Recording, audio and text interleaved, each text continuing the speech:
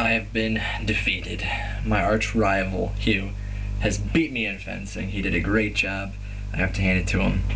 Excellent, excellent fencing. Great parries, I have to say. Very good parries. It was very difficult to land any kind of hit. So, great job. I applaud you. You win. You deserve it. That was fencing this morning. Before even fencing, though, I woke up because Paul and I are making burritos. That's right.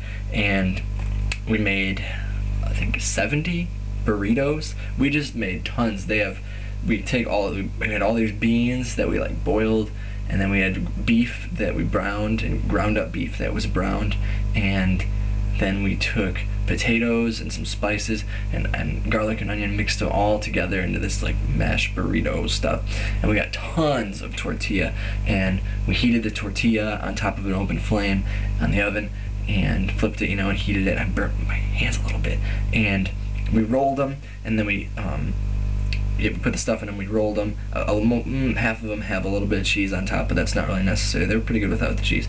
And then we rolled them in saran wrap and like closed them up, and we're selling them. That's right.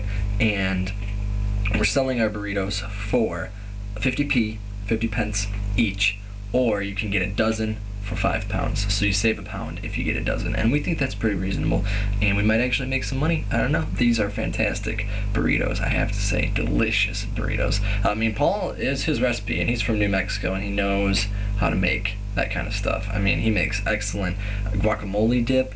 He makes, excellent burritos. I haven't tried much else of what he's made, but he's very good. He's a very talented guy, so I'm glad to be business partners with him. Also, we had to get more tortilla, and I ran to the store. He was like, oh, take my roommate's bike or my friend's bike or whatever, so I took a bike. I have not ridden a bike. I rode a bike once with my girlfriend like a few months ago, a year ago, I don't even know, but I only rode for like 5 minutes, and I rolled over a piece of glass and popped the tire, and I felt horrible.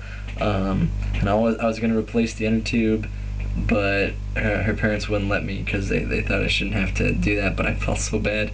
Anyway, so I only rode a bike for 5 minutes, and then before then I hadn't ridden a bike for a year, so here I am having, I can barely remember how to ride a bike. They say you never forget how to ride a bike, but you can get pretty bad at it if you don't ride a bike for a long time.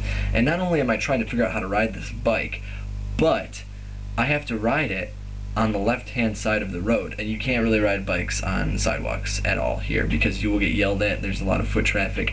Yeah, you're supposed to be on the road. So I had to ride on the left-hand side of the road and like obey traffic signs and everything, and like ride my bike alongside the cars. There's usually a bike lane, but it's very narrow, and it's very scary because you're like, why am I on this side of the road? I'm gonna get hit.